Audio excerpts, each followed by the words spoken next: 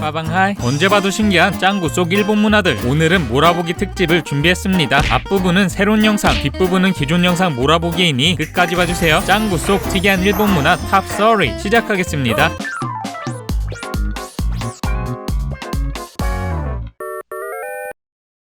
어느 순간 짱구에서 존재가 삭제된 이현우 선생님. 남일이 선생님은 과거와 같이 미팅을 다닙니다. 오늘도 소개팅, 내일도 소개팅, 모레도 소개팅, 소개팅에 목숨 걸었습니다. 뭐? 1대1 소개팅이야 우리나라에도 많으니까 이해는 되는데요. 선박 단체 미팅, 요리하면서 미팅, 단체 거리팅, 낚시 미팅. 와, 이 정체불명의 미팅들은 뭘까요? N이라서 재미로 나온 걸까요? 아닙니다. 실제로는 이것보다 더 신기한 단체 미팅들이 넘쳐나죠. 이건 마치콘, 거리를 뜻하는 마치와 미팅을 뜻하는 고콘 합성어로 일명 거리팅을 의미합니다. 참여 방법은 간단합니다. 남자는 6,000엔, 여자는 3,000엔 정도의 참가비를 지불. 2-3시간 동안 지정된 음식점이나 술집을 마음대로 드나들면서 식사와 음주를 즐기는 건데요. 한 가게에서는 최대 30분만 머물 수 있어서 다양한 가게에 들어가서 먹방을 즐길 수 있죠. 하지만 마치콘의 목적은 역시나 미팅. 실제로는 동물의 왕국 뺨칩니다. 이 장면 절대 오바가 아닌 게요. 잘생긴 남자나 예쁜 여자가 떴다. 금방 입소문이 나서 첩보전 방불케 하는 신경전이 벌어진다고 하죠. 마치콘은 2004년 처음 개최 후 데이트, 2015년엔 개최 수만 12,000여 회, 1회 평균 300명 이상이 참여할 정도로 대중적인 미팅입니다. 이런 인기에 별의별 미팅이 다 생겼는데요. 짱구에 나왔던 거리팅, 요리팅, 낚시팅은 흔하고요. 통통남녀 미팅, 175cm 이상 남자만 참가할 수 있는 미팅, 전문직만 참가할 수 있는 미팅, 참여자가 정해진 미팅도 있고요. 동물원 미팅, 호러영화 미팅, 라멘집 미팅, 자원봉사 미팅, 지브리 덕후 미팅 등 별의별 미팅이 다 있다는. 최근엔 숨바꼭질 미팅까지 생겼는데요. 숨바꼭질 협회에서 주최하는 미팅으로 300명이 동시에 숨바꼭질하는 미팅이라고. 와, 역시 한번 봤다 하면 끝을 보는 일본. 이런 단체 미팅이 히트할 수밖에 없는 이유가 있습니다. 일본은 이미 2000년대 초반부터 초식남, 초식녀라는 개념이 생겼는데요. 경제가 안 좋으니 비혼이 진작부터 유행. 연애를 안 하는 20, 30대가 늘어났죠. 미팅 한번 나가면 몇만원 깨지는 건 기본이지. 성공률도 낮으니 미팅을 꺼려 했습니다. 하지만 저렴한 비용에 재미도 있으면서 같은 목적을 가진 사람들이 모이는 마치콘. 현실에 막혀 연애를 접었던 솔로들의 본능을 깨웠죠. 주최 측에서도 주로 2시에서 5시 손님 없을 시간에 하다 보니 집객에도 좋고 매출도 오르고 여기저기서 거리팅을 연 겁니다. 2012년 우리나라도 따라서 솔로 대첩을 열었지만 대폭락. 그동안 사회 분위기도 많이 변했겠다. 다시 개최하면 히트할 수도 있겠네요.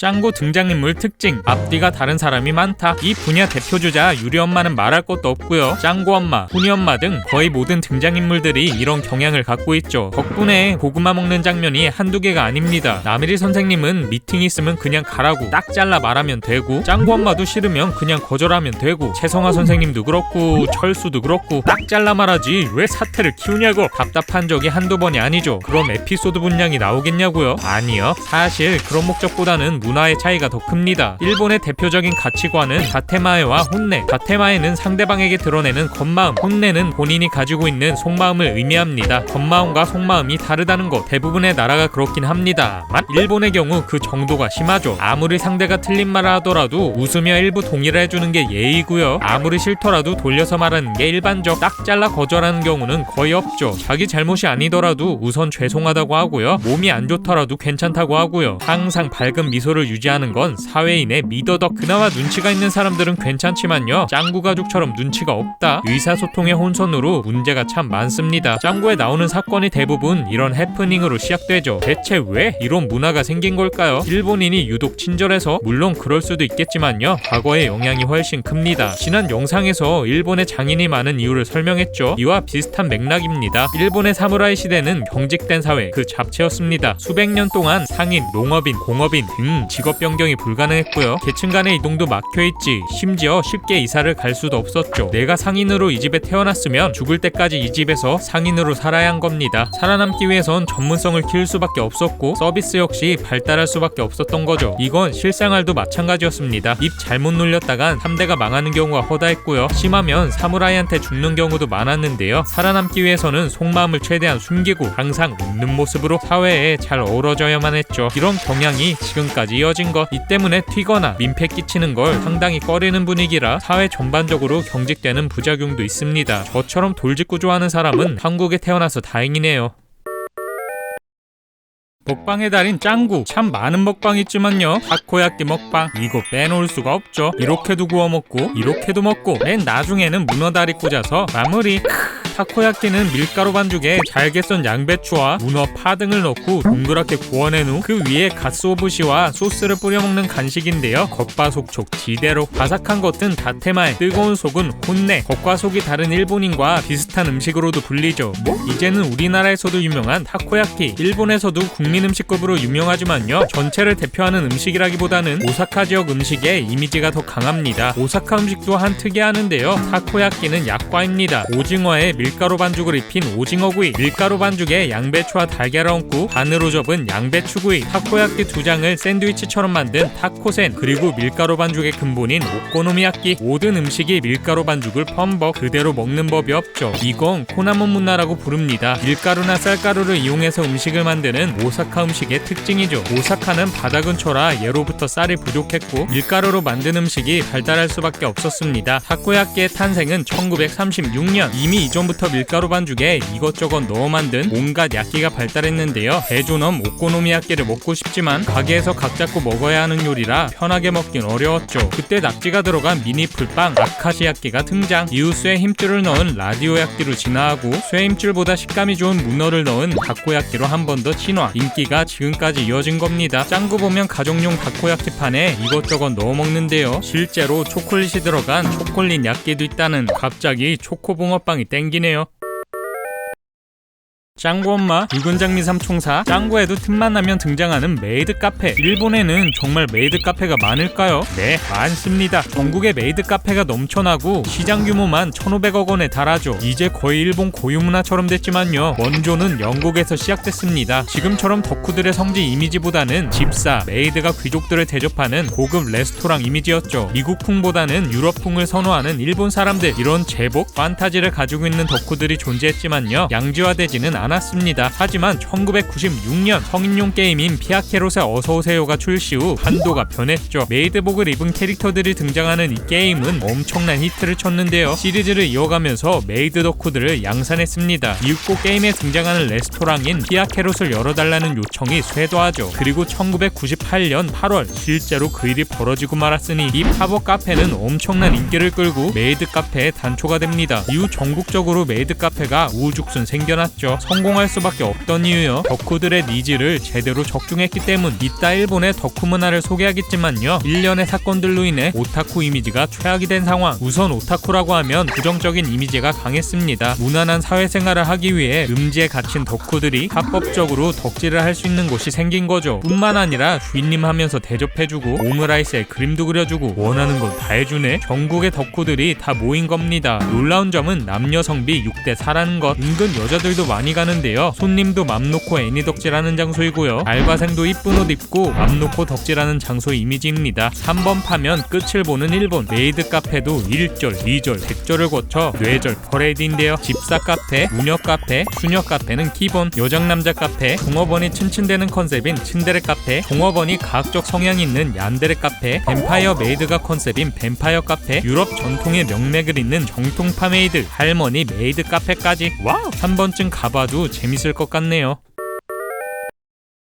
짱구로 보면 심심찮게 볼 수 있는 아이템, 자전거. 짱구의 세발 자전거는 물론이고요, 짱구 아빠, 짱구 할아버지, 그리고 짱구 엄마. 이처럼 일본에서의 자전거는 생활 필수템입니다. 아침에 길 가다 보면 짱구 엄마 같이 앞이나 뒤에 애들 태우고 다니는 엄마들을 쉽게 볼 수 있죠. 이건 일명 아줌마 자전거. 앞에 바구니가 달리고 뒤에 보조석이 달린 실용성 높은 자전거인데요, 일본 자전거의 무려 70%를 차지한다는. 이렇게 자전거가 발달할 수밖에 없는 이유, 미치게 높은 교통비 때문입니다. 뒤에서도 소개하겠지만요, 차를 안 끌고 다니는 이유도 주차 등록제 등 까다로운 규제, 높은 주차비, 높은 기름값 등 교통비의 영향이 큰데요. 그렇다고 대중교통비가 싸냐? 그것도 아니죠. 버스 요금, 택시 요금 모두 우리나라의 2배 정도인데요, 환승도 안 되니까 실지출은 더 높습니다. 그래서 진작부터 자전거가 발달한 건데요, 어느 정도냐면 전국 자전거 보유 대수가 무려 1억 대에 육박, 전국 차량 등록 대수보다 많은 수준이고요, 교통수송 분담률은 무려 20%. 우리나라 자전거 수송 분담률인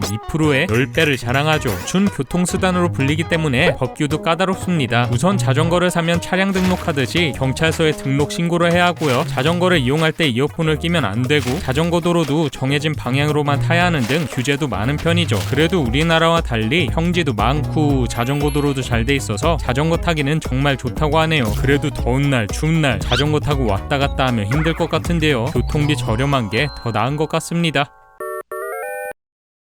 짜자잔! 정기적으로 자랑하는 빠키의 짱구 굿즈들. 짱구는 못 말려에는 저보다 몇 배는 대단한 덕후가 있죠. 바로 절수! 과거 소녀마법사 마리부터 시작해서 액션 가면까지 모든 장르를 섭렵한 이 녀석. 그래도 주종목은 마법소녀 모에피죠. 피규어, 인형, DVD, 스티커, 케이크, 도시락, 팬티, 심지어 코스프레까지 하는 찐 덕후입니다. 하지만 볼 때마다 드는 의문점. 이걸 왜 이렇게 과하게 숨기는 거지? 마법소녀몰이다 보니 부끄러울 수는 있지만 반응이 과해 보이긴 하죠. 철수가 이러는 데에는 덕후에 대한 사회적 인식의 차이 있습니다. 오덕후의 어원인 오타쿠. 다들 아시는 것처럼 이 단어는 일본에서 유래했죠. 그래서 일본엔 오타쿠 문화가 대중적일 것이다, 거리낌 없이 덕질할 것이다 라고 생각하기 쉬운데요. 사실 정반대입니다. 우리나라보다 오타쿠에 대한 인식이 훨씬 안 좋죠. 물론 처음부터 그랬던 건 아닙니다. 70년대에 단어가 처음 나왔을 땐 그냥 별난 사람 정도의 취급이었는데요. 1988년 일본을 뒤흔든 끔찍한 사건이 발생하죠. 그런데 그 범죄자가 오타쿠라는 게 밝혀지고 큰 사회적 이슈로 떠오릅니다. 그 이후로 오타쿠는 음흉한 사람, 잠재적 범죄자라는 인식이 대대적으로 퍼지게 되죠. 애니나 TV에서도 오타쿠를 루저처럼 그려내는 것도 한몫했는데요. 덕후의 대표적 이미지도 일본 밈에서 시작했으니 말 다 했습니다. 그렇다고 모든 덕후들을 동일하게 보는 건 아닙니다. 오타쿠 계급표가 밈으로 있을 정도이죠. 여기서도 인식이 안 좋은 건 애니 오타쿠, 그 중에서도 모해물 오타쿠입니다. 그런데 모해피는 제목에 대놓고 모해가 들어가 있으니 숨길 수밖에 없는 거죠. 그래도 최근 들어서는 우리나라처럼 덕후에 대한 인식이 개선되고는 있습니다. 일본 덕후의 세계, 우리나라와는 참 다르네요.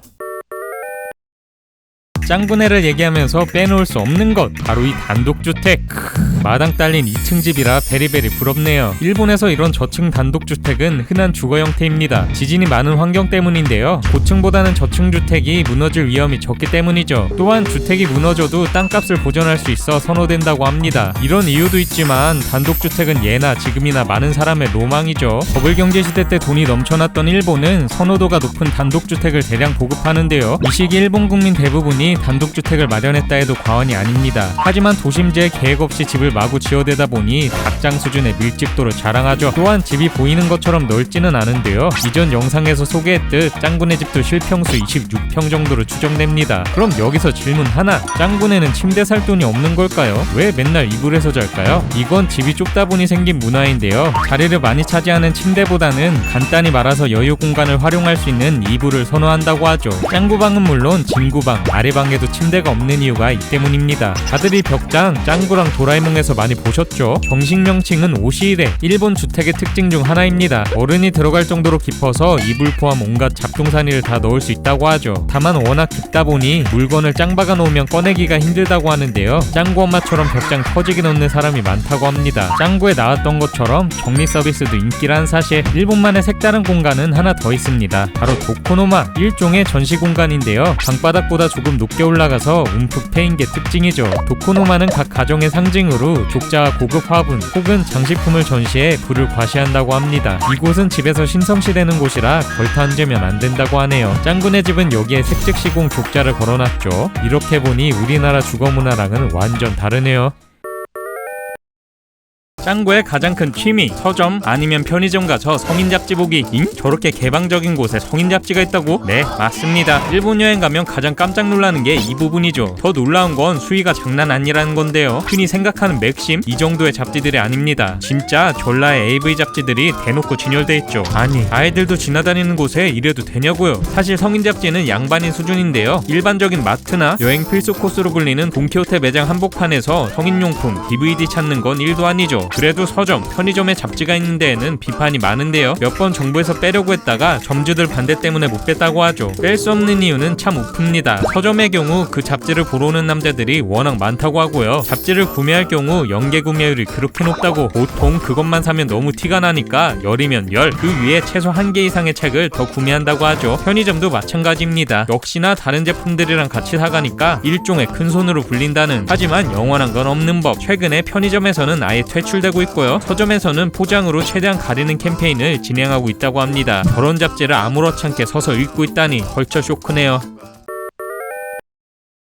몇 대에 걸쳐 야끼소바를 만든 장인 켄, 전국적으로 유명한 전설의 소스 장인으로 액션 가면이랑 콜라보해서 광고 출연까지 했죠. 짱구에는 이외에도 장인이 많이 등장합니다. 지난 영상에서 소개했던 라멘 장인, 초밥 장인, 국수 장인 등 넘쳐나죠. 일본 애니 영화에서 틈만 나면 등장하는 이 장인들, 일본에는 이런 장인들이 정말 많을까요? 네, 맞습니다. 28대째 이어져 오는 기모노 가게, 10대가 이어서 하는 라멘집, 500년 넘은 메밀국수집 등 실제로도 장인들이 정말 많죠. 아까 설명했던 B급 음식이라도 가게 특유의 비법, 즉 장인 정신을 살려 다른 데서는 먹기 힘든 특별한 맛을 자랑합니다. 장르도 얼마나 다양한지 쌀밥을 맛있게 짓는 걸로 유명한 장인도 있을 정도이죠. 명문대 나와서 우동집을 물려받고 대기업 다니다가 가업을 이어받는 이 독특한 문화, 일본에는 왜 이렇게 대대로 이어오는 장인이 많은 걸까요? 이건 일본의 계급사회를 보면 이해가 쉽습니다. 사실 대를 이어오는 장인, 하고 싶어서 한 것은 아니기 때문이죠. 과거 일본의 에도시대, 도쿠가와 이에야스는 사무라이의 권력을 공고히 하기 위해 산업공상 신분제도를 정착시켰습니다. 상인은 상인, 공업인은 공업인, 평생 그 직업, 그 계층에만 머물러야 하는 제도였는데요. 직업 선택이 불가능한 건 물론 이사도 쉽지 않았습니다. 다시 말하면 국수 만들던 사람은 그 자리에서 계속 국수만 만들어야 하고, 스시를 만들던 사람은 계속 그 자리에서 스시만 만들어야 했죠. 좋든 싫든 간에 가업을 이어갈 수밖에 없었고요. 살아남기 위해서는 맡은 분야를 끊임없이 연구할 수밖에 없었습니다. 대대손손 이어가야 하는 가문인데 맛없는 집, 서비스가 나쁜 집으로 마을에서 찍힌다? 그 가문 전체가 망하는 것도 한순간이기 때문이죠. 마을에서의 평판도 중요하다 보니 옆집에서 잘 된다고 대놓고 따라할 수도 없었고요. 자기 고유의 영역을 지켜가며 특유의 비법을 개발, 친절한 서비스 등 전공법으로 승부 볼 수밖에 없었습니다. 이 상태로 몇백 년이 흐르다 보니 각 분야에서 두각을 나타내는 장인이 많아지고 대대로 가업을 잇는 게 자연스러운 문화가 된 거죠. 원해서 장인이 됐다기보다는 사회적 구조 때문에 어쩔 수 없었던 겁니다. 장인 정신에 이런 씁쓸한 배경이 있었다니 놀랍네요.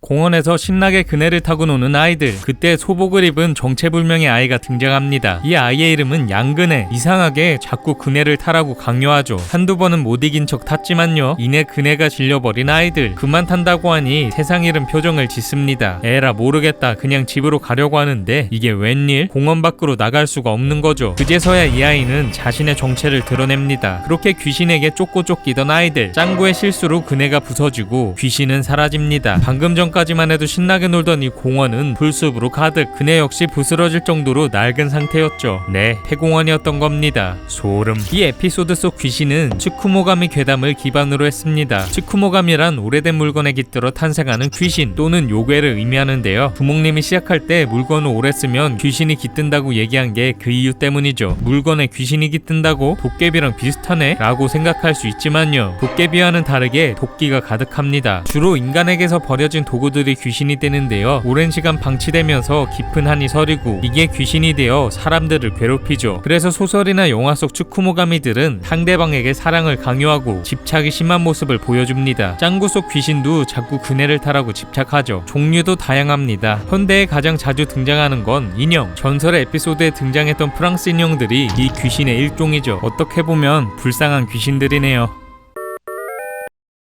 제가 짱구 먹방 중에 가장 좋아하는 것 바로 라멘 먹방. 저도 워낙 라면을 좋아하는데요, 일본 사람들은 라멘을 정말 많이 먹을까요? 네, 맞습니다. 전국에 무려 35,000개의 라면 전문점이 있고요. 짱구에 나온 이 컵라면, 이건 세계 최초의 컵라면을 만든 회사인 니신의 제품이죠. 이 회사는 세계 최초의 인스턴트 라면인 치킨라면을 개발하기도 했습니다. 라면 종류도 얼마나 많게요. 간장을 베이스로 한 소유라멘, 된장을 베이스로 한 미소라멘, 소금을 베이스로 한 시오라멘, 돼지 육수를 베이스로 한 돈코츠라멘, 이 4개가 대표적이죠. 우리나라에 탕수육, 찍먹, 부먹파가 있다면 일본엔 라멘 배틀이 있습니다. 찍먹, 부먹은 명함도 못 내밀 정도인데요, 어떻게 그게 더 맛있을 수 있냐며 키보드 배틀하는 게 일상이라고. 이처럼 일본인의 소울푸드나 마찬가지인 라멘, 일본 내에서의 대접은 어떨까요? 사실 그렇게 후한 대접은 아닙니다. 아따맘마 속 일본 문화 영상에서 규동이 아재 음식 취급받는다고 했었죠. 규동의 바로 아래 단계로 볼 수 있는데요, 규동이 국밥 취급이면 라멘은 짜장면 취급. 라멘집 하면 동네 어디에나 몇 군데씩은 있는 짜장면 일본집 같은 느낌인데요. 주로 아저씨들이 선호하는 이미지가 강하고요. 후루룩 소리내면서 빨리 먹어야 해서 여자들이 혼자 가기 부담스러워하는 곳 중 하나라고 하죠. 구글에 라멘을 치면 연관 검색어로 여자 한 명이 뜬다고. 이 때문에 여자 혼자 오기 좋은 라멘집으로 광고하는 곳도 많습니다. 짜장면과의 공통점은 하나 더 있습니다. 짜장면이 우리나라 소울푸드이지만 중국 음식 취급하는 것처럼 일본에서도 라멘을 중국 음식으로 취급한다는 것. 라멘이란 단어 자체도 중국의 라면에서 유래했는데요. 이 라멘이 현지화된 게 라멘의 시작이기 때문입니다. 아직도 물어보면 라멘을 중국 음식이라고 대답하는 사람이 많다고 하죠. 라멘 하면 장인이 하는 고급 음식점 같은 느낌이었는데 의외네요. 짱구의 깨알 웃음 포인트, 특이한 일기예보, 부끄럼쟁이 일기예보, 롤러코스터 일기예보, 스모 대결 일기예보, 빙글빙글 돌림판 일기예보, 별의별 일기예보가 다 있죠. 진짜 일본 일기예보들은 특이할까요? 네, 맞습니다. 물론 모든 일기예보가 그런 건 아니지만 특이한 일기예보가 참 많다는 것. 짜자잔! 이건 흔한 공중파 일기예보, 봄, 여름, 가을, 겨울 각각을 캐릭터로 의윤한 건데요. 캐릭터별로 성격이나 설정도 다 있다고 하죠. 봄 캐릭터의 경우 고양이와 함께 살고 케이크를 좋아한다는 설정까지 있고요. 태평양 고기압 열장군과 시베리아 고기압 동장군은 알고 보니 형제였다는 출생의 비밀까지 있다고. 각 계절 캐릭터들은 그 계절에 맞게 등장합니다. 만약 여름에서 가을로 바뀐다? 이 두 캐릭터가 서로 싸우다가 여름이 지는 연출이 나오죠. NHK 일기예보에는 열중증 아가야군이라는 캐릭터도 있는데요. 열사병 알랑 캐릭터로 더위에 따라 표정이 바뀝니다. 이 캐릭터도 베리베리 귀엽네요. 하지만 아이들의 슈퍼스타는 소라지로, 니폰 테레비 일기예보의 마스코트로 인형탈을 쓴 캐릭터인데요. 주로 외부에서 기상캐스터와 함께 날씨를 소개합니다. 촬영 장소는 방송국 1층 광장. 여기가 완전 핫플이죠. TV에 한번 나와보려는 엄마와 아이들로 매일같이 촬영장이 꽉 찬다고 하네요. 이런 인기에 힘입어 각 방송국은 경쟁적으로 캐릭터를 내세웁니다. 굿즈에 웹툰에 덕질 상품도 쏟아져 나와서 일기예보 캐릭터만 파는 덕후들도 상당하다고 하네요. Anyway, 이런 캐릭터들만 있는 건 아닙니다. 이건 한동안 큰 화제가 됐던 아이돌 일기예보. 이 기상캐스터는 아이돌 덕후 컨셉인데요. 예보를 하면서 아이돌 노래에 맞춰 춤을 추죠.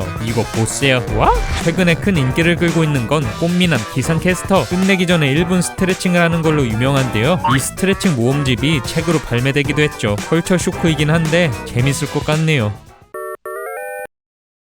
제목부터 참 일본스러운 엄청 맛있어 B급 음식 서바이벌. B급 음식이라 뭔 말인지 느낌은 오는데요. 참 생소한 단어이죠. 하지만 이거 일본에서는 자주 쓰이는 단어입니다. 딱 드는 생각처럼 질 떨어지는 음식이라거나 비하하는 뉘앙스는 아니고요. 싸고 맛있는 서민적인 요리를 뜻합니다. 우리나라로 치면 혜자스럽다는 느낌 정도이겠네요. B급 음식이라는 용어는 1985년 한 프리랜서 기자가 잡지 앵글에 연재한 기사에서 사용한 것으로 시작. 도쿄 미식통신에서 B급 음식의 역습이라는 용어를 사용하면서 본격화됐는데요. B급 음식이 흥했던 이유가 있습니다. 버블 경제의 일본의 음식 엄청 낮죠. 음식 가격이 지금의 물가와 비슷했고요. 특유의 소식 문화 때문인지 양은 적었습니다. 엄청나게 비싼데 가성비가 떨어지는 그런 느낌이었죠. 안 그래도 불만이 쌓이던 차에 버블 경제가 펑 하고 터지고 경제 침체가 급속도로 왔는데요. 이때 B급 음식들이 각광을 받기 시작한 겁니다. 음식의 정통성, 와인 다이닝, 맵고 혜자스럽고 맛난 음식들이 유행을 했죠. 대부분 일본식 양식, 일본식 중화요리 등 정통성이 없어서 기존에는 안 쳐주던 음식들, 야끼소바, 카레라이스, 오코노미야끼, 고로케, 규동, 다코야끼 등 이때를 기점으로 엄청 히트합니다. 그렇다고 맛이 없느냐? 그것도 아니었죠. 장인어른들의 나라답게 각 음식들의 장인들이 기존 음식과는 다르게 만든 특색 있는 요리가 많았습니다. 살짝 탄 맛에 돈가스가 있는 소스가스 덮밥, 일본식 미소 국물로 끓인 밀가루 국수, 버터 맛이 고소한 미소 카레 우유 라멘, 식빵에 흰 우유를 굳혀서 만든 크림 식빵, 레몬 우유, 시금치 라면 등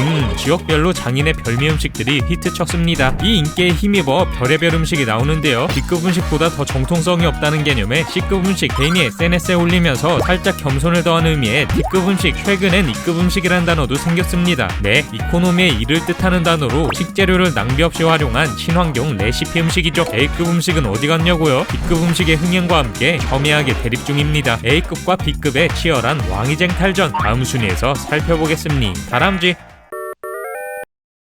일본에서 단독주택 비율은 무려 60%에 육박하는데요. 우리나라 아파트 주거 비율이 50% 정도인 것과 비교하면 대충 체감되시죠? 이런 단독주택은 일본의 독특한 겨울나기 문화를 만들었습니다. 자재는 목재, 그리고 바닥은 다다미로 이뤄진 일본 주택. 단열도 잘 안되다 보니 집 밖보다 안이 더 춥다고 하죠. 이런 이유로 겨울은 늘 춥게 지낼 수밖에 없는 일본. 겨울은 추운 게 당연하니 추위를 견뎌내야 한다는 인식이 일반적이죠. 그래서 아이들도 겨울에 꼭 반바지를 입힌다고 합니다. 와, 이거 너무한 거 아닌가? 라고 생각할 수 있는데요. 일본은 워낙 덥고 습하기 때문에 주택이 여름을 시원하게 보내는데 중점을 맞춰서 설계됐습니다. 겨울도 짧은 데다가 추워봤자 최저온도가 5도? 우리나라처럼 극한의 추위는 아니다 보니 견뎌낼 수도 있는 겁니다. 그리고 이런 짧은 추위는 대부분 난방기구로 땜빵을 하죠. 그중 가장 유명한 난방기구는 코타츠, 겉에는 이불이, 안쪽엔 전기히터가 달려있는 탁자인데요. 짱구가 맨날 들어가서 초코비 먹고 자는 것 보면 어떨까 궁금했죠. 짱구처럼 한번 들어가면 나오기가 어렵다고 하는데요. 하루 종일 안 나오는 사람들을 이르는 코타츠 물이라는 단어까지 생겼다고 합니다. 그런데 화상 위험 때문에 온도가 높지는 않아서 그렇게 따뜻하진 않다고 하네요. 이렇게 해도 춥다? 그러면 목욕을 하면 됩니다. 일본은 온천 발달의 영향으로 목욕이 일상과도 같은데요. 여기에도 일본만의 독특한 문화가 있습니다. 욕조에 받은 물은 더러워지기 전까지는 버리지 않는다는 것. 온 가족 차례차례 쓰던 물을 그대로 사용하죠. 보통 3일은 재활용한다고. 와우! 일본은 수도비가 우리나라의 2배인데다가 온 가족이 매일 목욕하기 때문에 아낄 수밖에 없다고 합니다. 대신 목욕하기 전에 꼭 깨끗이 씻어야 한다고 하네요. 뭐 미니 온천이라고 생각하면 이해가 쉽겠네요.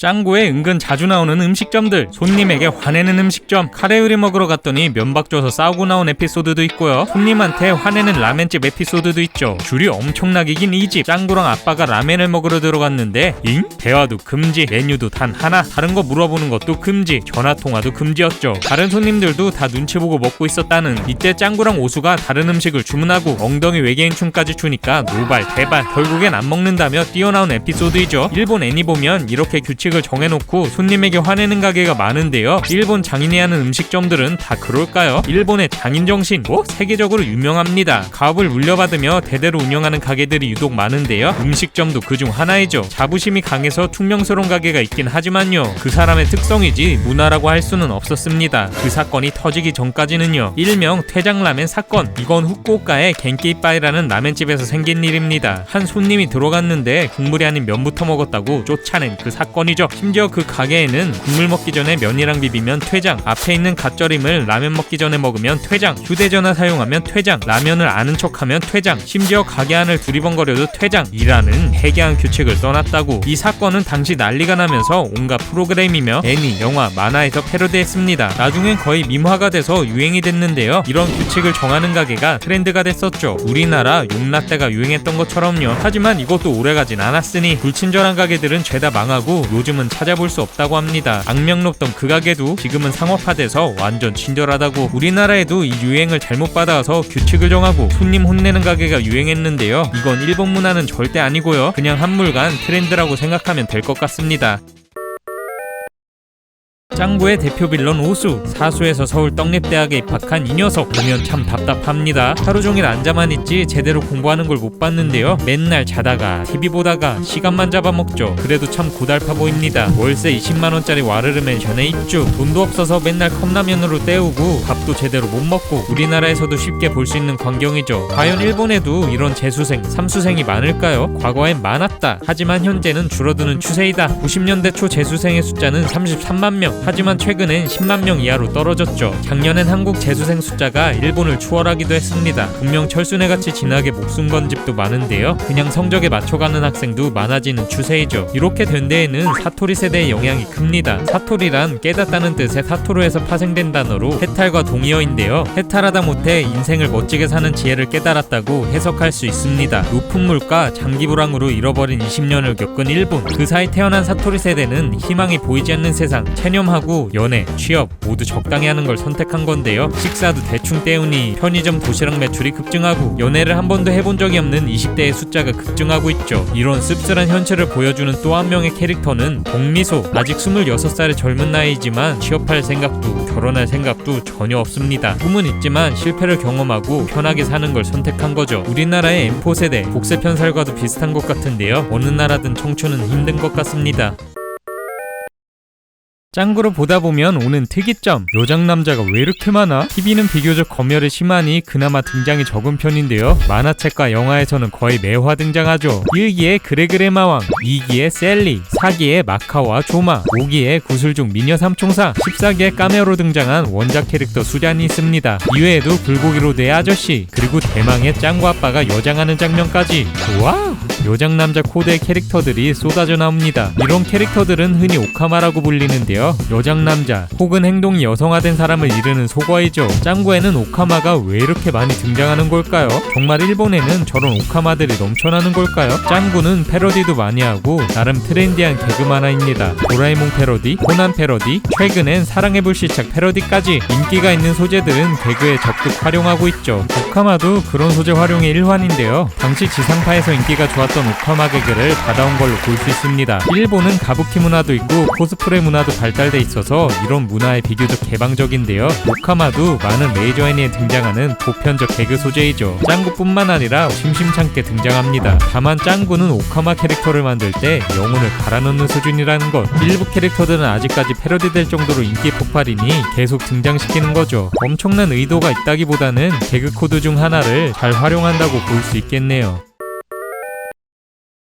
고 우스의 요시토 작가님이 친한파 작가인 건 이미 유명한 사실이죠. 한국 여행도 자주 온 데다가 단골 한국 음식점까지 있었고요. 부인도 겨울연가의 광팬이기도 했습니다. 그래서 그런 걸까요? 짱구 속의 한국 에피소드랑 패러디가 엄청 많죠. 만화책에는 아예 한국 여행 편이 스페셜로 등장하기도 했고요. 짱구 엄마는 장동건 팬, 훈이 엄마는 배용준 팬으로 나오는가 하면 빅뱅, 프로골퍼 이보미도 등장. 짱구가 트와이스 티티춤을 추기도 했고요. 최근엔 아예 한 에피소드가 공으로 사랑의 불시착을 패러디했죠. 제목은 수제 불시착. 와, 일본 속 한류 정말 인기가 많을까요? 네, 맞습니다. 한류는 크게 1차부터 4차까지 나눌 수 있는데요. 1차는 겨울연가 밤 11시 드라마가 그것도 시청률 25%라는 기록을 세우면서 신드롬을 일으켰죠. 특히 윤사마의 인기는 엄청났습니다. 이때까지는 주된 팬이 중년 여성, 아줌마들 문화 정도로 취급받았죠. 2차는 보아에 이어 동방신기, 소녀시대, 타라가 엄청난 인기를 얻으면서 K-팝이 인기를 주도했는데요. 역시나 오타쿠 취급을 받았습니다. 그러던 2017년 트와이스, BTS를 중심으로 3차 한류가 시작됐으니 인기 많은 학생들이나 SNS 스타들이 한국 문화를 파면서 인기가 걷잡을 수 없이 높아집니다. 그리고 이 인기는 2020년부터 시작된 4차 한류 때 정점을 찍죠. JYP의 니쥬, 사랑의 불시착, 라스트팡으로 오징어 게임까지. 현재 한류여 1020 세대에게 한국의 이미지는 오샤레, 멋짐, 세련됨, 즉 힙의 결정체인 셈인데요. 넷플릭스에는 한국 드라마들이 순위권을 장악, 무궁화 꽃이 피었습니다를 한국말로 하고 노는 것도 유행, 불닭볶음면, 달고나 커피, 치즈 닭갈비 등의 음식도 엄청난 인기를 끌고 있죠. 가장 신기한 건 도안놀이. 호텔에서 한국 교복을 입고 한국 과자를 먹으면서 한국 드라마를 보면서 한국 놀러간 기분을 내는 놀이입니다. 인스타에 해시태그 치면 몇만 개가 나오죠. 와! 한때는 오타쿠 취급을 받았던 한류, 요즘엔 한국에서 일본 문화가 인기를 끌었던 것에 몇 배의 인기를 체감할 수 있다고 하네요. 국뽕이 마구 차오릅니다. 짱구 꿀잼 포인트 중 하나는 먹방이죠. 라멘, 키리모찌, 전골 등 어찌나 맛나게 먹는지. 다이어트 하려면 짱구부터 끊어야 합니다. 이런 일상식 말고도 송이버섯, 마육포, 민초 아이스크림, 심지어 오이까지 못 먹는 게 없는 짱구. 이 엄청난 먹방러가 못 먹는 음식이 있었으니 바로 피망. 그냥 싫어하는 게 아니라 거의 극혐 수준인데요. 냄새만 맡아도 진저리 치는 건 물론이요. 피망 악몽까지 꿀 정도이죠. 짱구 겐취 아니냐고요? 아닙니다. 유독 일본 애니엔 피망 못 먹는 캐릭터들이 넘쳐나죠. 도라에몽, 우이왕, 오소마츠상, 카캡체 이외에도 넘쳐납니다. 피망은 일본 아이들이 싫어하는 음식의 대명사입니다. 아이들이 싫어하는 야채 랭킹 5위 안을 벗어난 적이 없고요. 전체 음식을 기준으로 해도 1위 하는 경우가 허다하다고. 물론 우리나라에서도 호불호가 갈리지만 이 정도까진 아닌데요. 대체 왜 그 많은 야채 중에서 하필 피망일까요? 이건 일본의 식습관과도 관련 있습니다. 피망의 어는 프랑스어인 피멍, 해석하면 고추. 일본에서 고추려였던 피망을 통으로 피망으로 부른 데서 유래했습니다. 일종의 콩글리시인 건데요. 이 단어가 우리나라에도 전해지면서 피망으로 부르게 됐다는. Anyway, 단어를 혼동할 만큼 고추는 일본에서 흔치 않은 식재료였습니다. 매운 음식도 별로 없는 데다가 매운맛을 내더라도 와사비를 사용하는 게 일반적이었죠. 우리나라는 어렸을 때부터 고추를 많이 먹어서 분내와 식감이 익숙한 아이들이 많은 반면에 일본은 그렇지 않기 때문에 더더욱 싫어하는 겁니다. 물론 이런 이유도 있지만 편식은 전 세계 아이들의 공통분모. 그 중에서도 나라별로 유독 후두려 맞는 야채들이 존재하죠. 우리나라는 오이, 미국은 브로콜리, 일본은 피망. 인사이드 아웃에서 브로콜리 피자가 나오자 라일리가 질색하는 장면. 일본에서는 이걸 피망 피자라고 번역했습니다. 일본에서 피망은 이런 취급인 반면에 좋아하는 야채 랭킹에 오이가 있다는 거 아셨나요? 역시 우리나라와는 많이 다르네요. 복미선의 또 다른 별명 짠순이. 그래도 가족들 먹는 것엔 돈을 아낌없이 쓰죠. 옆 동네 아린의 엄마랑 비교하면 요리사급인데요. 매일같이 짱구 아빠 퇴근 시간에 맞춰서 안주도 수준급으로 준비하고 목욕물까지 받아놓는 등 가족 사랑이 이만저만이 아니죠. 뭐 이렇게 가족 사랑하는 여성주부인 건 알겠는데 가끔 이해되지 않는 모먼트. 유리 엄마 도시락 대결을 한다거나 유치원 엄마들이랑 기싸움하는 모습들 보면 가끔 왜 저러나 싶을 때가 있는데요. 사실 이건 일본 특유의 유치원 문화 때문입니다. 일본 유치원은 엄마와 아이가 같이 다닌다고 할 정도로 엄마의 많은 참여를 요구합니다. 참관 수업은 틈만 나면 하고 직접 만든 물품을 파는 바자회, 참여 수업이 많은데요. 엄마가 직접 등판하다 보니 경쟁도 엄청나다고 하죠. 진짜 특이한 건 유치원 입학 시 엄마들이 면접을 보는 문화인데요. 치마만 입어야 한다든지 발가락이 보이면 안 된다든지 깐깐한 복장 규정까지 있습니다. 이런 복장 규정은 학부모 설명회나 참관회 때도 마찬가지인데요. 여기만 봐도 모두 치마에 정장 계열을 입고 있죠. 엄마들 유치원 방문 복장 전문숍도 많다는 후문. 경쟁은 식사 시간에도 계속됩니다. 마이 도시락이 엄마의 사랑을 보여주는 거라는 인식이 있어서 캐릭터 도시락 등 예쁜 도시락을 매일 다르게 싸주는 게 일반적이라고 하죠. 도시락 전문 잡지까지 있다고 합니다. 짱구에도 도시락 잡지가 나왔는데요. 제과, 완두콩, 비엔나 외계인의 침략 등 만들기도 참 어려워 보이죠. 유치원도 유치원이지만 사실 유치원 들어가기 전부터 경쟁은 시작됩니다. 집 근처 엄마들끼리 공원 대비라는 걸 해야 하는데요. 아이가 2살 때 집 근처 공원에서 다른 아이 엄마들이랑 어울리는 독특한 문화이죠. 공원 대비를 잘못하면 아이들이 왕따 당할 수도 있어 필수 코스라고 합니다. 짱구 엄마도 공원 대비하려고 스타일을 바꾸기도 했고요. 공원 대비를 망설이는 유미 엄마를 도와주기도 했죠. 여기서도 엄청난 기싸움. 와우! 사회생활은 짱구 아빠만 하는 게 아니었네요. 이렇게 추운 겨울 때문에 일본은 전골 문화가 발달했습니다. 온 가족이 코타츠에 둘러앉아 전골을 해먹는 게 일반적이죠. 옛 일본 가정에는 지금의 코타츠 대신 화덕이 방 한가운데 있었는데요. 거기에 냄비를 올리고 조리해서 먹는 게 그 시작이었습니다. 이런 전골은 나베라고 부르는데요. 한국어로 번역하면 냄비, 즉 냄비에 끓여 먹는다는 뜻이죠. 짱구에도 전골은 단골 손님입니다. 짱구 먹스타그램 잠깐 보실까요?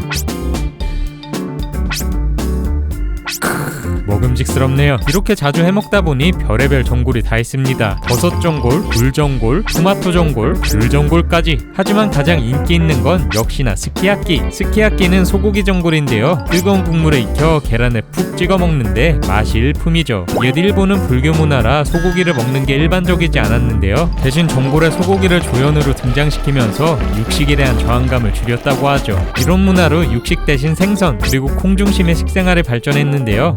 생선구이나 스시사랑은 말할 것도 없고요. 두부, 유부, 미소 등의 콩 기반 음식들이 정말 많습니다. 그중 짱구에 가장 많이 등장하는 건 나또, 우리나라의 청국장과 비슷한 음식인데요. 날계란, 잘게 썬 파, 고추냉이 등을 넣고 돌돌돌 말아먹죠. 이게 짱구 밥상에 자주 올라오는 이유가 있습니다. 건강에 좋은 슈퍼푸드인 것은 물론 가격적인 가격, 무려 2팩에 1,000원 정도라고 하죠. 이외에도 재밌는 식문화가 많은데요. 기회되면 다음에 소개하겠습니다.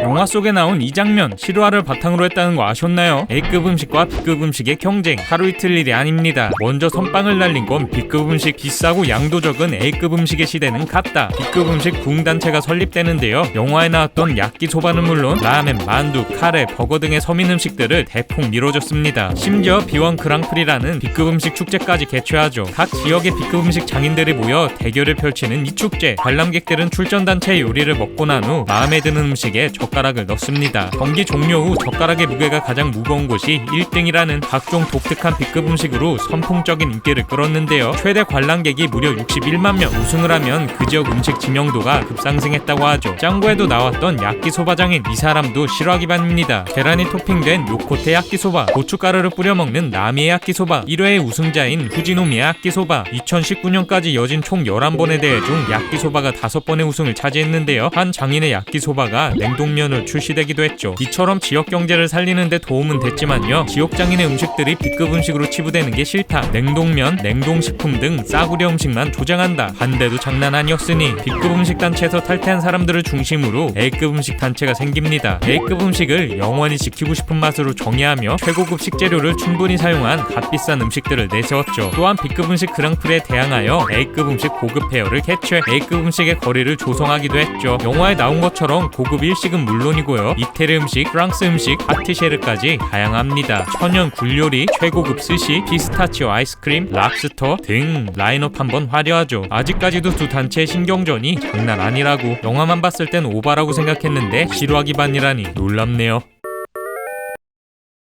먹방하면 바로 짱구이지요. 이 주옥같은 먹방들, 간식 먹방만 봐도 군침이 절로 나옵니다. 초코소라빵, 딸기 케이크, 아이스크림, 팬케이크, 버터 고구마까지. 뭐 여기까지는 잘하는 먹방들이잖아요, right? 하지만 우리나라에는 없는 신기한 간식들 맛이 어떨까 궁금했는데요. 한번 살펴보겠습니다. 먼저 김과자. 짱구의 틈만 나오면 나오는 이 과자, 일본 애니 단골 손님이죠. 대체 이 과자는 뭘까요? 이 과자의 정식 명칭은 센베이, 우리나라에서는 센베 과자, 전병으로 불리는 과자인데요. 김이 붙은 이 과자는 노리 센베이입니다. 일본 가정집에 하나씩은 꼭 있다는 전통 과자이죠. 쌀가루를 반죽해서 굽거나 튀긴 후에 쯔유나 설탕을 바른 후 김을 붙여준 건데요. 맛은 어떠냐고요? 엄청 딱딱하고 짭조름합니다. 막 먹었다간 턱 나갈 수 있다고. 그래서 일반 과자처럼 와구와구 먹기보다는 제대로 각 잡고 앉아서 녹차에 같이 먹는 게 일반적이죠. 제가 예전에 영상으로 만들기도 했었죠. 빡의 또 다른 먹방 영상이었던 키리모찌. 이건 네모난 일본식 건조 찹쌀떡입니다. 우리나라의 가래떡이랑 비슷한데요. 구우면 부드러워지면서 부풀어 오르는 게 특징이죠. 맛은 어떠냐고요? 무맛? 그냥 아무 맛도 안 납니다. 이건 떡보다는 토핑 맛으로 먹는 간식이죠. 이렇게 꿀을 바른 다음 콩가루를 묻혀 먹기도 하고요. 쯔유를 바른 다음 김을 얹어 먹기도 합니다. 요거 이렇게 먹으면 완전 꿀맛이라는. 이외에도 팥죽에 넣어 먹거나 우동에 넣어 먹거나 이렇게 떡국으로 먹기도 하죠. 이건 일본식 떡국 오조니. 짱구 신년 에피소드에도 등장했는데요. 우리나라 떡국과는 큰 차이가 있습니다. 우리나라 떡국에는 가래떡이 송송 썰려서 들어간 반면에 일본 떡국은 키리모찌 하나 들어가면 끝. 국물도 닭육수나 된장 국물이 일반적이라 맛도 아예 다릅니다. 짱구에는 키리모찌, 당구에도 떡이 정말 많이 나옵니다. 이렇게 유치원에서 구워 먹기도 하고요. 이슬이 누나 집에서 직접 쳐서 먹기도 하고요. 심지어 떡 만드는 기계까지 나오는 편도 있죠. 우리나라도 떡을 많이 먹긴 하지만 일본의 떡사랑은 어마어마합니다. 1년 동안 먹는 떡의 양이 가구당 2,300g이라고 하는데요. 개별 포장 기준 43개를 먹는다고 하네요. 이거 보니까 갑자기 가래떡이 땡기네요.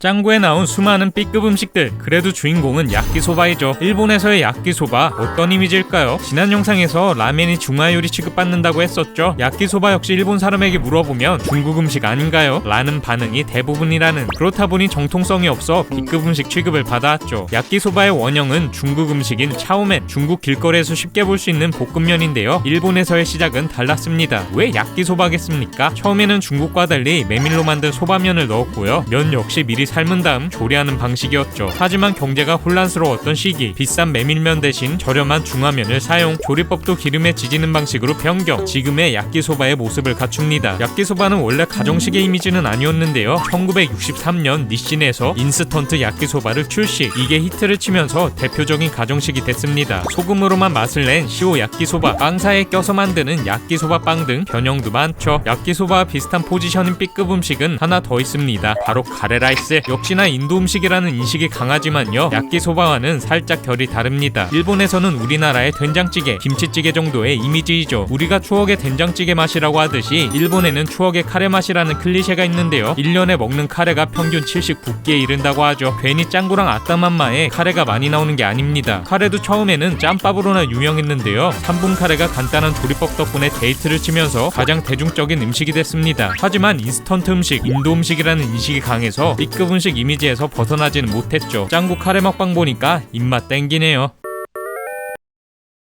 캐비어, 트리프, 포아그라, 스테이크, 케이크, 초고급 생선 요리 등 수많은 A급 음식이 나왔지만요, 역시 눈에 띄는 건 스시죠. 빠방이들은 스시의 밥이 왜 시큼한지 아시나요? 이건 스시의 탄생사를 보면 알 수 있습니다. 과거 불교 문화의 영향으로 무려 1000년간 육식 금지령이 내려졌던 일본. 고기가 없으니 최고급 식재료는 해산물 뿐이었습니다. 그 중에서도 고급 생선은 특히 귀했죠. 스시의 탄생도 이 생선에서 비롯됐습니다. 단어에도 여러 유래설이 있지만요, 스시를 직역하면 시다라는 뜻, 말 그대로 신밥을 의미했습니다. 과거에는 냉장고가 없으니 일반 재료도 빨리 상했는데요, 생선은 어땠겠습니까? 훨씬 빨리 상했죠. 이때 저렴하면서도 효과적인 보관 방법이 있었으니 밥 사이에 소금 뿌린 생선을 꾹꾹 눌러넣기. 이렇게 하면 밥이 발효되면서 젖산이 나오고 생선을 부패 없이 장기간 보관할 수 있었습니다. 밥은 그저 생선 보관용일 뿐, 쉬어버린 신맛 나는 밥 그냥 털어내고 생선만 먹었죠. 하지만 이 방식도 서민들에게 오면서 먹는 방법이 바뀝니다. 밥을 버리기 아까워서 밥이랑 같이 먹은 건데 있는데요.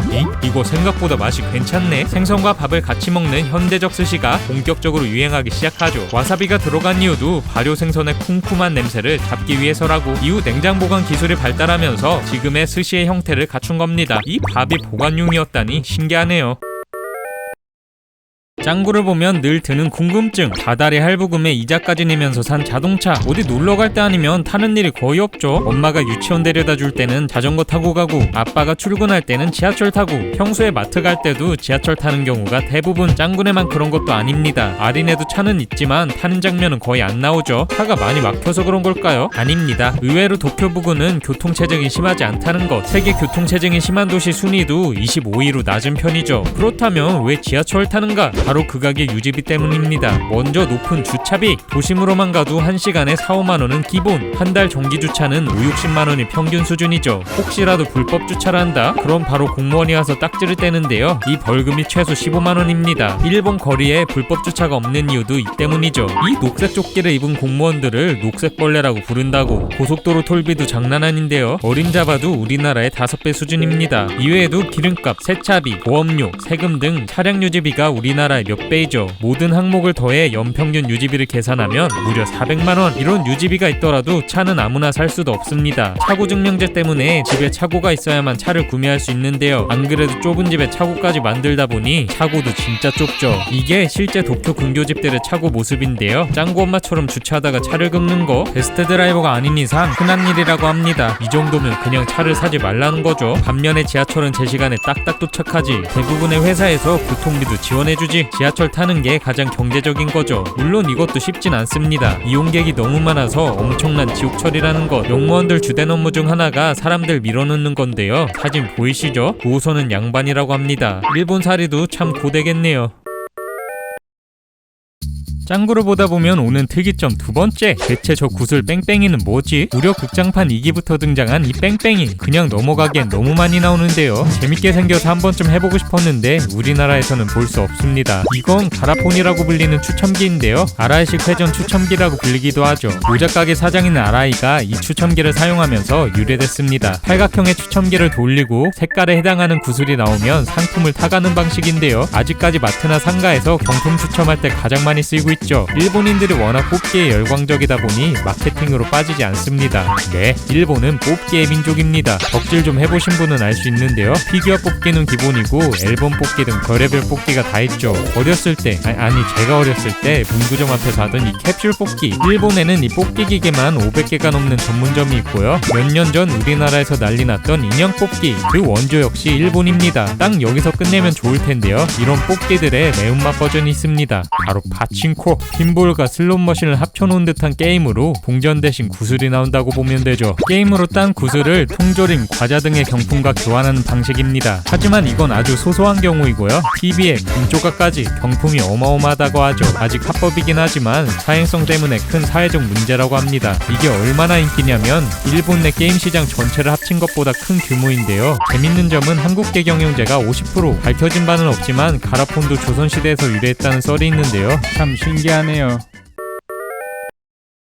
아마 대부분은 못 봤을 미방형 가파편. 물놀이를 하다가 얼떨결에 가파를 발견하게 된 짱구. 이 가파는 많이 다친 상태였는데요. 짱구가 집으로 데려가서 치료를 해줍니다. 처음엔 다들 놀랐지만 이내 친해진 짱구 가족. 가파가 나을 때까지 돌봐주기로 하죠. 그러던 어느 날 한 기자가 가파를 발견하고 순식간에 집은 취재진으로 둘러싸이는데요. 짱구 엄마가 몰래 따돌리는데 성공. 가파는 무사히 강으로 돌아갑니다. 짱구는 그저 눈물이. 이 에피소드 외에도 얼마 전 방영됐던 비밀 에피소드. 이 가족도 가파로 예상되는데요. 심심하면 등장하는 이 가파. 대체 뭐하는 동물일까요? 가파는 오랜 시절부터 괴담으로 떠돌아다니던 괴물입니다. 대부분 사람 같은 외모에 녹색의 피부, 정수리는 대머리, 입에는 새부리, 등에는 거북이 등껍질, 그리고 물갈퀴를 가진 것으로 묘사되죠. 일본에서는 어쩌면 도깨비보다 흔한 요괴인데요. 일본 요괴가 대부분 그렇듯이 딱히 인간 친화적인 요괴는 아닙니다. 주로 강에 사는 요괴로 물에서 노는 아이의 엉덩이를 노리는데요. 아이가 다가오면 엉덩이 구 구슬을 빼앗고 혼을 빼먹습니다. 이 구슬을 뺏기면 아이는 바보가 되거나 세상을 떠난다고 하죠. 또한 헤엄치는 사람의 다리를 잡고 물속에 빠뜨리는 무서운 요괴이기도 합니다. 만약 그때 익사하지 않더라도 병을 옮긴다는 익사 사고가 많았던 과거, 아이들이 물가로 가지 않도록 하기 위해 이런 무서운 괴담을 퍼뜨린 거죠. 하지만 시간이 지나면서 사고가 줄고 자연 환경이 안 좋아지면서 친근한 이미지로 바뀌었습니다. 지금은 아이들과 수모 대결을 하고 오이를 좋아하는 친구 정도로 바뀌었죠. 짱구의 틈만 나면 나오던 카파, 이런 요괴일 줄은 몰랐네요. 신나게 공놀이를 하는 아이들. 짱구가 공을 멀리 날려버리는데요. 어떤 할머니가 공을 득템하죠. 자기가 카구야 공주라고 얘기하는 할머니, 공처럼 둥근 것을 가져오면 공을 넘겨주겠다고 합니다. 그렇게 각자 둥근 것을 가져왔지만 실패. 라스트 팡으로 짱구가 엉덩이를 보여주는데요. 라, 할머니는 고향 생각이 난다면서 공을 돌려주죠. 그러던 다음날 할머니를 다시 보러 온 떡잎 말방범대. 그 자리엔 UFO 흔적만이 남아있었습니다. 국내에 미방영된 카구야 할머니 편. 이건 일본에서 가장 유명한 설화인 카구야 공주 이야기를 모티브로 했습니다. 내용은 이렇습니다. 옛날 옛적 한 할아버지가 대나무를 베러 숲으로 갔는데요. 유독 반짝 빛나던 대나무. 그 대나무를 자르고 들여다보자 작은 여자아이가 있었습니다. 할아버지는 이 아이의 이름을 카구야라고 지어줬죠. 카구야는 사흘 만에 무럭무럭 자라고 벌써 결혼할 때가 되었으니 밖에는 결혼하고 싶어하는 남자들로 줄을 섰습니다. 하지만 혼인에 큰 관심이 없던 카구야. 어쩌다 왕과 사랑에 빠지지만 이루어질 수 없는 사랑에 3년간 썸만 타죠. 시간이 지나 달로 돌아가게 된 카구야. 왕에게 불사약과 날개옷을 선물했지만 카구야 없는 세상에 그런 건 필요하지 않다며 던져버립니다. 이 불꽃은 후지산으로 옮겨부터 활화산이 됐다고 하죠. 워낙 유명한 설화라 지브리에서도 영화하기도 했는데요. 숨겨진 비밀이 많은 에피소드네요. 두둥. 네, 죽은 거 아니고 그냥 장난입니다. 한때 짱구의 체놀이였던 시체놀이. 방바닥에 꼼짝 안 하고 누워있는 짱구를 보고 뭐하냐고 물어보면 시체놀이 중이라고 대답하는 장면이 종종 나왔죠. 한 번은 짱구 할아버지가 시체놀이 했다가 짱구 엄마가 기절초풍하기도 했습니다. 시체놀이는 시체와 같이 죽은 척하면서 아무것도 하지 않고 널브러져 있는 놀이인데요. 요즘으로 치면 멍때리기 대회와 비슷하겠네요. 빠방이들은 이 시체놀이의 유행의 시작이 짱구는 못 말려인 거 아셨나요? 물론 기원을 따져 올라가자면 1984년에 미국에서 비슷한 놀이가 첫 등장했고 1994년에 톰 그린이란 배우가 케이블 방송에서 이 놀이를 하긴 했지만 한국 포함 아시아권의 유행의 시초는 짱구는 못 말려로 불립니다. 짱구는 못 말려에 시체놀이가 여러 차례 방영된 걸 시작으로 개그 콘서트에 혼자 놀기 진수의 등장, 각종 연예인들이 인증샷을 남기는 걸로 급속도로 퍼졌는데요. 2000년대 초반 디카 싸이월드의 유행과 함께 각종 허세샷이 인기를 끌면서 시체놀이도 엄청난 인기를 끌었습니다. 한 번은 명동 한복판에서 한 사람의 시체놀이 타임이라고 하자 길 가던 사람들이 바로 바닥에 쓰러져 시체놀이 플래시몹을 한 적이 있습니다. 여기서 끝났으면 얼마나 좋았을까요? 갈수록 더 자극적인 인증샷을 위해 엽기적인 장소에서 촬영하다가 사망하는 사례도 속속 등장했는데요. 한동안 사회 문제로 대두되기도 했습니다. 그래서 그런지 그 후로는 짱구는 못 말려해도 시체놀이 장면은 나오질 않죠. 짱구의 엉뚱함을 보여주는 취미였는데 이제 못 보게 되니 아쉬울 따름입니다.